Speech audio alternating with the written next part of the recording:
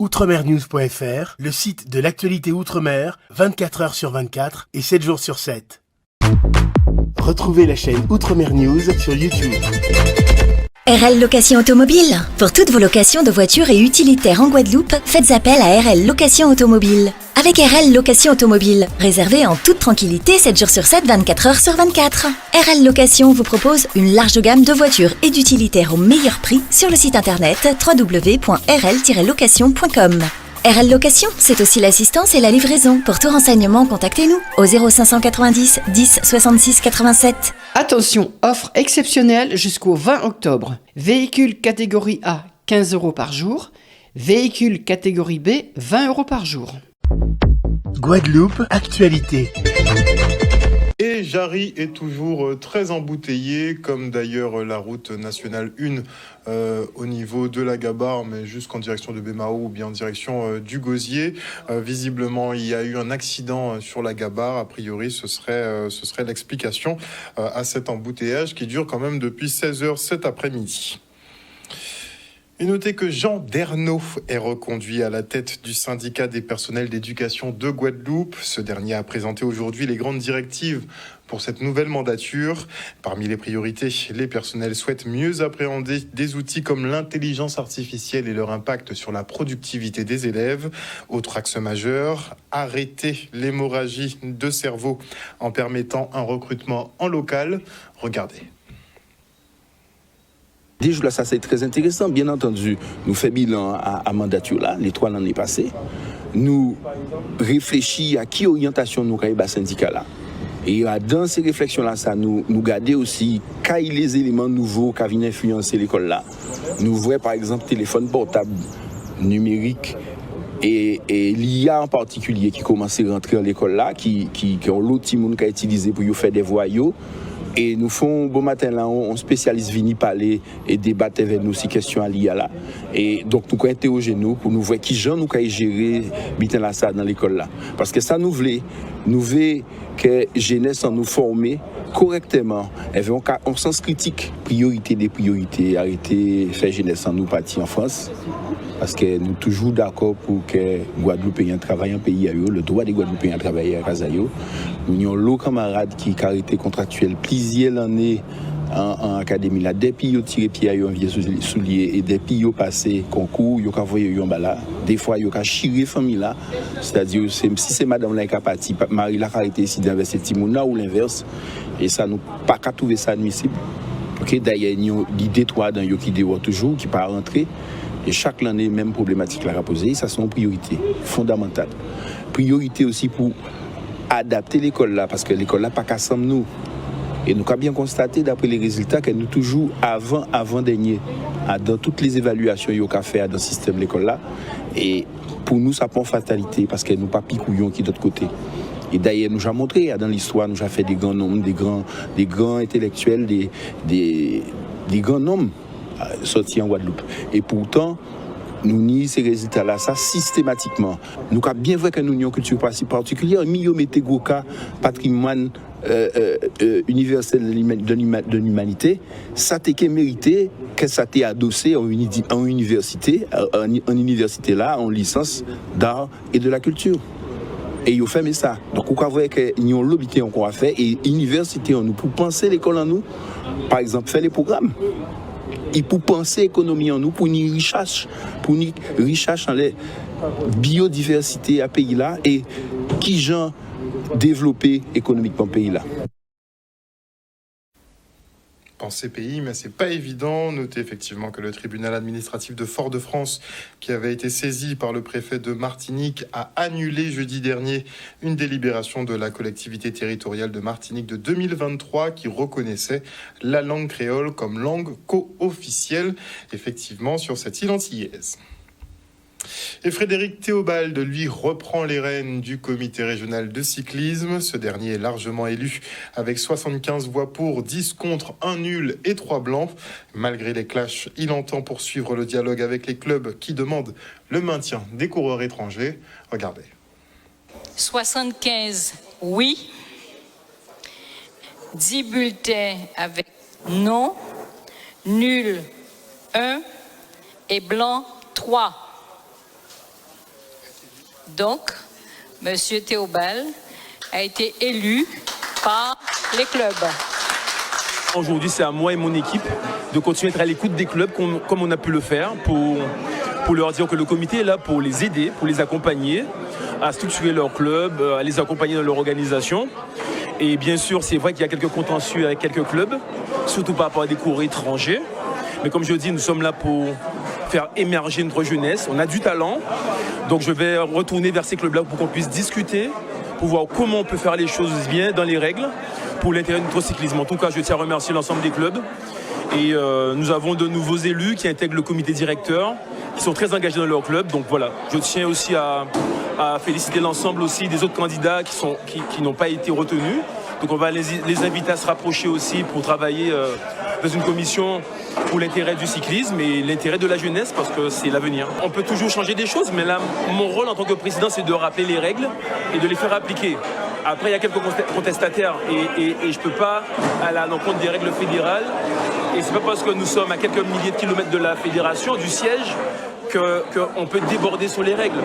Donc je vais ouvrir encore la porte, parce qu'elle n'est pas fermée, à même Boris Karen, parce qu'on était dans le même collège, parce qu'il a des idées aussi, mais il faut que ça aille dans le sens des jeunes Guadeloupéens, parce que c'est un coureur quand même qui a remporté plusieurs tours de la Guadeloupe, et je pense que c'est à lui aussi de dire aux jeunes comment faire pour briller, quoi.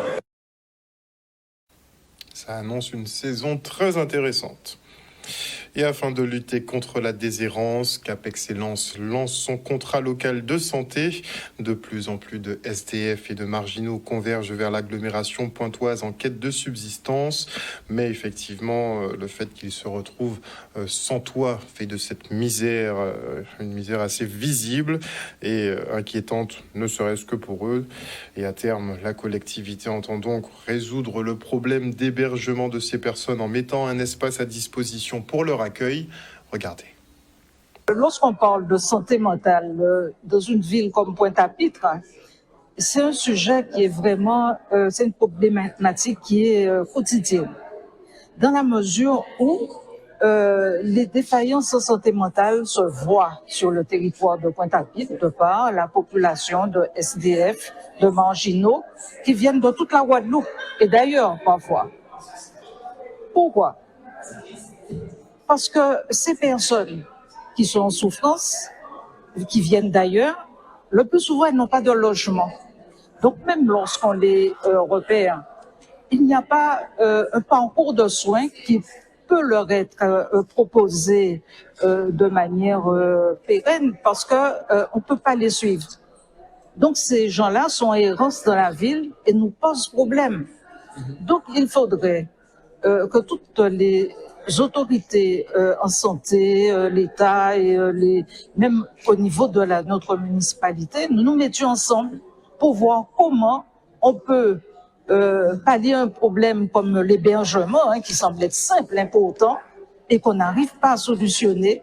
Comment on peut trouver un endroit pour mettre ces personnes-là, les occuper, leur donner une activité de manière à ce qu'elles puissent se resocialiser. Aujourd'hui, plus que jamais, nous devons montrer comment nous nous investissons sur ce sujet qui reste fondamental pour la Guadeloupe. Aussi bien les jeunes que les adultes, que les personnes âgées.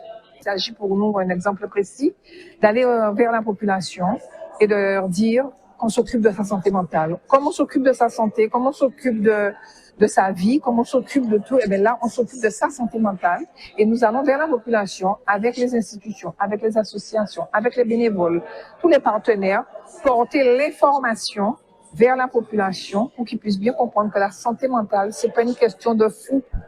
C'est pas une question de fou. C'est une question de mal-être à un moment donné. Ça commence par là et ça peut arriver plus loin. Donc, très tôt, il faut mettre de la prévention. Et c'est dans ce cadre-là que les actions sont mises en place, dans le cadre de la prévention de la santé mentale. Et vous avez entendu tout à l'heure le témoignage d'une dame qui vous disait, simplement parce qu'elle voulait pas se moucher, tout et tout, ouais, c'est pas de la santé mentale, mais c'est déjà un début.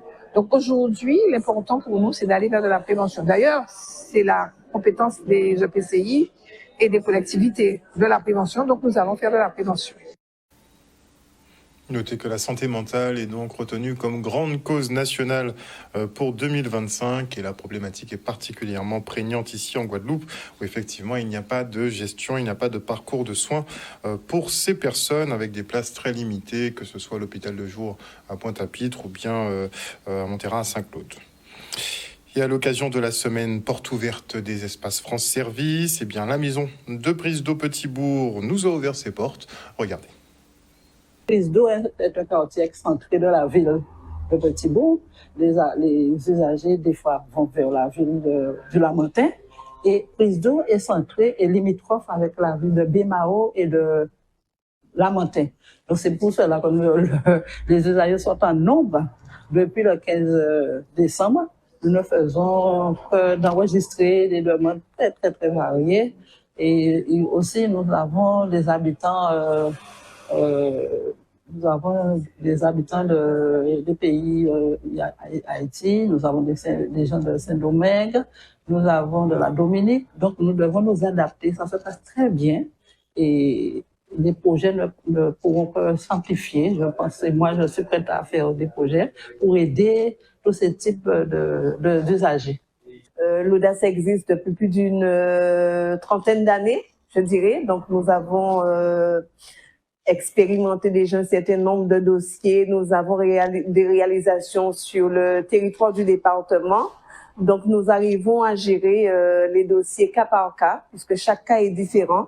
Donc, à ce niveau-là, nous sommes plus ou moins prêtes à répondre aux attentes des administrés de la ville de Petit-Bourg. C'est une structure de proximité et de cohésion sociale qui vient en aide aux personnes qui ont des difficultés pour effectuer des démarches administratives telles que les impôts, la santé, la famille, le tribunal, parce que nous avons également un référent du tribunal. Il y a un accompagnement physique et surtout un accompagnement numérique très important, parce qu'il faut savoir que tout est dématérialisé. Donc, il y a des personnes âgées qui veulent prendre un rendez-vous avec un médecin, il y a des personnes qui veulent contacter la Sécu et autres. Moi, je dis franchement, l'accompagnement numérique est vraiment de pointe. Et on part maintenant pour une petite drive en Larry Petit-Bourg Pousson Géo. Initiée par Céline Edon, cette exposition d'art vise à mettre en lumière des anciens habitants de la ville. Après recherche et enquête de voisinage, l'artiste a retracé le vécu de ces hommes et femmes avant de réaliser leurs portraits sur les habitations qui les occupaient. Regardez.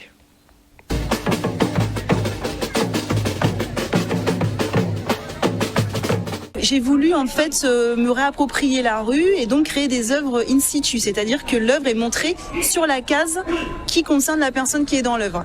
Et donc pour ce faire, j'ai fait appel à toute une équipe d'artistes que j'ai choisi parce que j'aime beaucoup leur travail. Donc on a Kalika au conte, qui est de Petit-Bourg. Ça me tenait à cœur d'avoir un conteur d'ici. À la danse, on a Romuald Serem et Lunis Gabon, dont j'aime beaucoup l'écriture chorégraphique. Et Claude Cavuet à la musique, qui est de Petit-Bourg également et qui a derrière lui ses musiciens. Mais ça consiste que les gens viennent, ils sont venus pour qu'on puisse écouter les histoires des gens, parce qu'on voit les vieilles cases, on ne connaît pas, ça appartient à qui et à quoi. Et avec ces dos, on s'est même permis d'aller au cimetière pour regarder je faisais partie des gens pour chercher les familles et pour organiser ça. Eh bien moi je suis originaire de Petit-Bourg et j'ai toujours été très attirée par ces cases qu'on voit vides, non habitées, avec des façades fatiguées. Et un jour je me suis dit mais qui vivait dans ces espaces ? Comment est-ce qu'on vivait dans ces maisons autrefois ? Et je me suis lancée dans une espèce de quête un peu dingue au début, où je me suis mis dans l'idée de retrouver les familles qui vivaient autrefois dans ces maisons. Les maisons étaient bien mieux faites, il n'y avait pas besoin de clim. Il faisait frais, il faisait bon, il faisait chaud quand il devait faire chaud, il faisait chaud. Quand il faisait chaud, il faisait frais. On avait le jardin au fond, là où on pouvait se mettre tranquille à la fraîche dans le Zion. C'était voilà, c'est mon arrière-grand-mère. Moi, j'ai vécu des moments sublimes là. Et puis cette ambiance de maison là, le bruit du bois, les volets, les jalousies. Enfin bon, ouais, c'était ouais. J'avoue que j'ai bien aimé vivre dans une case. Ouais, ça m'appelle du pays. Ouais, parce que j'ai vécu 35 ans à Paris et puis quand on est définitif, ça fait 12 ans. Ça c'était un cas, c'était une boutique qui est dedans. À présent, c'était maman venu d'acheter ça, il habitait pas moi. Et à présent, il ne peut pas bien habiter parce qu'il est casé.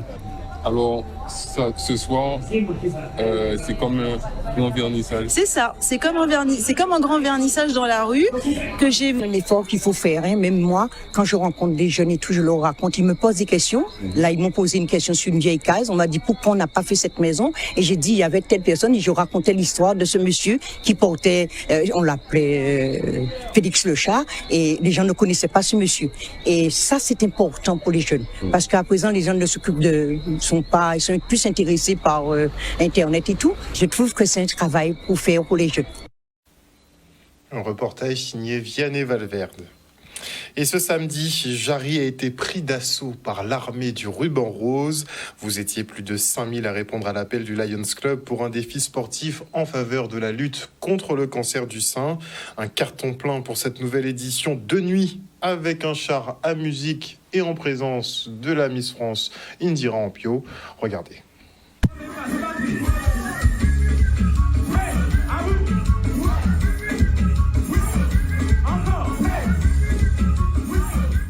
Mais ce succès, c'est qu'il est dû en fait à une innovation à chaque année. Donc on est parti une première année, une course simple un dimanche matin, et après la deuxième édition, c'était le samedi et le vendredi et le dimanche. Et cette année, c'est une nocturne, c'est une première, c'est une fluo avec un char, avec de l'ambiance, afin que ce soit plus festif. On a plus de 5000 personnes, je crois, vers 6000, 6005 à peu près, parce que beaucoup de personnes sont venues sans s'inscrire, l'organisation. Mais je tiens à féliciter vraiment, remercier les Guadeloupéens d'avoir répondu pour cette cause.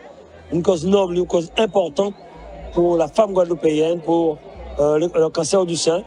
Et j'espère que pour les autres opérations, notamment contre l'Alzheimer, contre le Parkinson, contre d'autres cancers, nous allons être aussi solidaires. C'est cette solidarité guadeloupéenne que j'aime. C'est pour cette raison que je suis là. Et je le dis tous les jours que nous avons une belle population. Nous avons vraiment une belle population. Je suis vraiment fier. Content, mais Radio France, bravo même, pas content. Aujourd'hui, on met à l'honneur le cancer du sein, mais on parle surtout sur le cancer de manière générale. Aujourd'hui, on a une grosse mobilisation parce que, on est tous concernés. Malheureusement, on développe tous le cancer, qu'on le sache ou pas.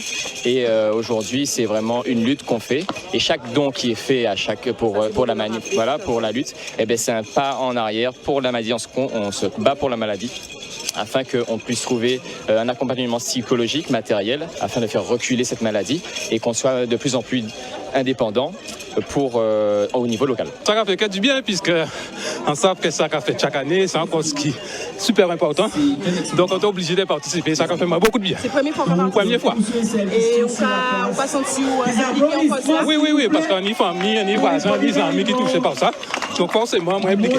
C'est très important de souligner le mois d'Octobre Rose. C'est important parce qu'en Guadeloupe, on a des pratiques de dépistage qui sont inférieures au niveau national.